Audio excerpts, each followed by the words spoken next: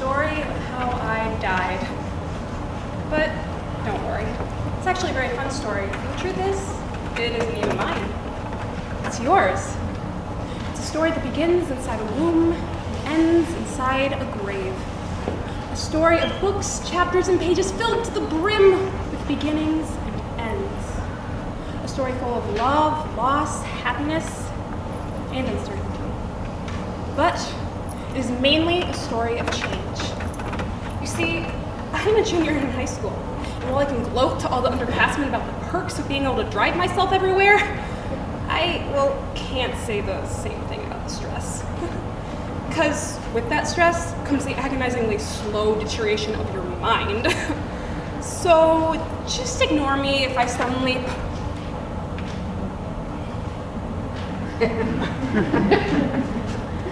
pause in the middle of my sentence, and then keep going as if nothing happened. It's because my mind's, a little brain dead. But that's just what junior year will do to you. Now, it seems like every junior in the school is constantly under a haze of exhaustion from trying to be perfect in everything they do. And to make matters worse, this year is pretty different from previous ones. It's gotten to the point where I miss the days when I could show up to English class without having to fear for my life when my teacher handed back an ice. When I could take a math test without having to derive some utterly stupid formula in order to explain its significance. I miss the days when I had no idea who the heck Catherine and Heathcliff were and didn't have to understand why the heck they became so insane. I even miss the days of freshman year, when it seemed like the rest of the student body had shunned us so much that we deserved our own little building of isolation. You know, those days may have been awkward and clumsy, but I was actually, pretty free of stress. And then that moment ended, and I became a junior. Now, I don't think any of those things that I previously mentioned are what make people hate this year so much. The reason it's so detrimental is just the fact that it's the first year where we're being asked to make huge decisions by ourselves. And I'm not talking about choosing the toppings on your pizza or what movie you should watch with your significant other. I'm talking about decisions that will have an impact on how you will eventually live out your life. Decisions that could take you down a different path than even what your parents want you to follow. You know, juniors are so afraid and stressed out because they want to make the right decisions. They're just so scared of making the wrong ones that they, don't make any at all.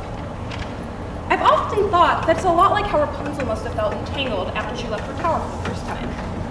Now, if you don't know the scene I'm talking about, it goes a little bit like this. I can't believe I did this! I can't believe I did this.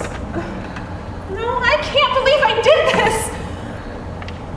Mother would be so furious, but that's okay. She doesn't know it won't kill her, right? Oh my gosh, this would kill her. No, this is so fun! I am a horrible daughter. I'm going back. I am never going back! I am a despicable human being! No, this is the best day ever! And then she proceeds to cry her eyes out. You know, Rapunzel only wanted to live out her dream. But instead, she almost let how her actions affected others get in the way of her discovering herself. Initially, she was ecstatic to leave the tower, but as she further went through with her decisions, she started to second-guess herself. And I can't seem to shake the feeling that she really is a lot like us juniors. She wants to learn, she wants to find her place in the world, but she's afraid of change. But at the same time, she didn't run away. She didn't back out on her dreams, despite the whole spiel her mother gave her where, she kind of verbally attacked her, claiming, "Mother knows best, take it from your mumsy, on your own, you won't survive. Sloppy, underdressed, immature, clumsy, please, they'll eat you up alive." It's a good thing Rapunzel didn't listen to the lies her mother was feeding her. Instead, she set out on a journey with a guy she knew was a thief, liar, and a manipulator. And I don't think her reasoning had anything to do with the fact that he had apparently an attractive, smolder?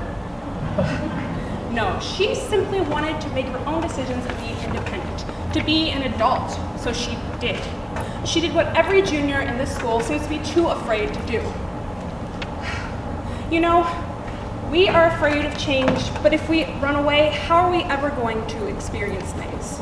Us running away from change is just allowing the ruffians and thugs Rapunzel was so afraid of control our lives.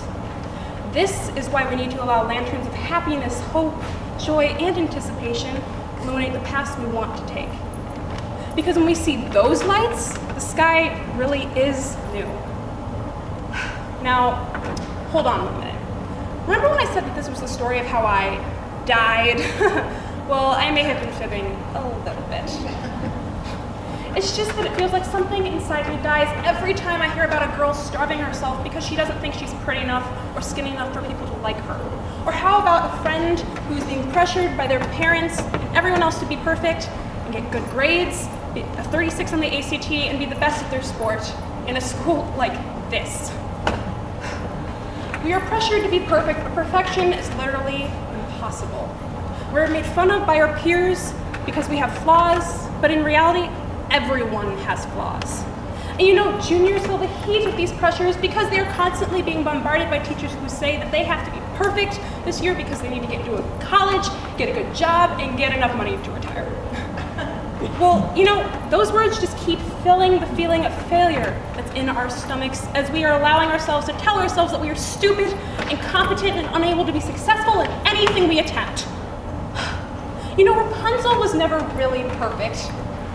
Her mother thought she was perfect, but that was only because her hair is beautiful and magical and can make her look young.